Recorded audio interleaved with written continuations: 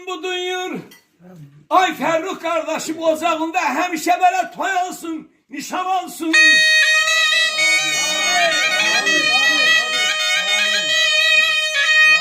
Bütün gel her an şadiman olsun. Evladına bakanda atana ürək dana döner. Gelip gülüp danışmak ay dostlar, həmişə sizə belə yar olsun. Amin. Amin.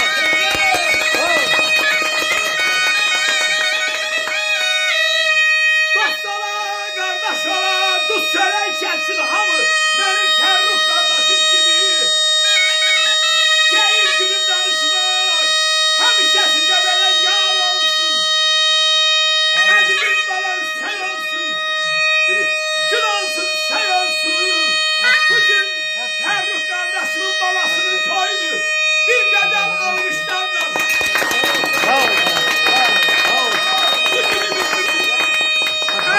Bagaja aç, bagaja aç.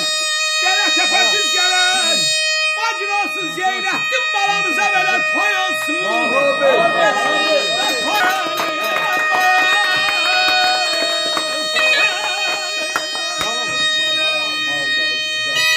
Sese bak ey.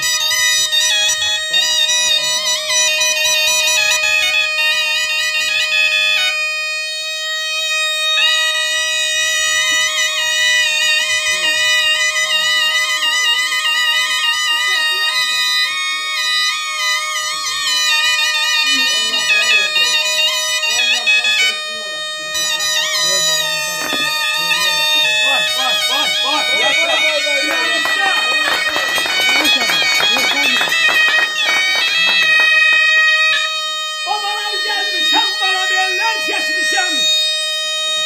Nenesim sarsıkıp, ocağı Ferruh kardeşimin.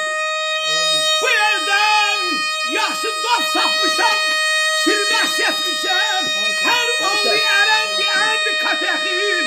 Her oğlu erendi, erdi katehin.